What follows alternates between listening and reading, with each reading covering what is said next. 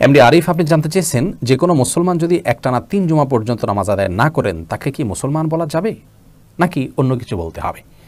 কোনো মুসলমান যদি টানা 3টি জুমা আদায় না করেন তার ব্যাপারে রাসূল করিম সাল্লাল্লাহু আলাইহি সাল্লামের অত্যন্ত ভয়াবহ সতর্কবার্তা রয়েছে। মুসনাদ আহমদ সহ বিভিন্ন হাদিসের কিতাবে বর্ণিত হয়েছে, তিরমিজিতে, আবু দাউদে, নাসাইতে, যে নবী করিম সাল্লাল্লাহু আলাইহি সাল্লাম বলেছেন যদি কেউ টানা 3টি জুমা না পড়েন তাহলে সেক্ষেত্রে আল্লাহ রাব্বুল আলামিন তার অন্তরে মোহর মেনে দেন। এই সমস্ত হাদিসগুলোর আলোকে বোঝা যায় যে এটি অত্যন্ত ভয়াবহ একটি অপরাধ। এমনিতেই যে কোনো ওয়াক্ত নামাজ যদি ইচ্ছাকৃত কেউ না পড়েন তাহলে এটা এক ধরনের কুফরি, এটি হারাম একটি কাজ। একজন মুসলমানের জন্য কোনো অবস্থাতে এই হারাম কাজটি করা সম্ভব নয়।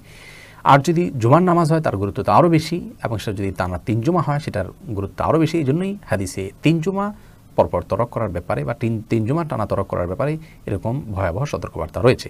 কিন্তু এর মানে কি লোকটি কাফের হয়ে যাবে?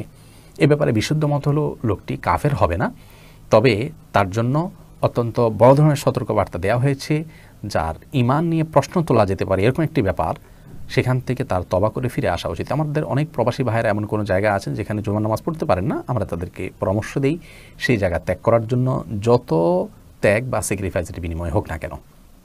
কারণ কোনো জায়গায় যদি আমাকে জুমার নামাজ পড়তে দেওয়া না হয়, ফরজ নামাজ পড়তে দেওয়া না হয়, তাহলে সেই জায়গায় চাকরি করা আমার জন্য জায়েজ নাই, যত লোভনীয় চাকরি হোক না কেন।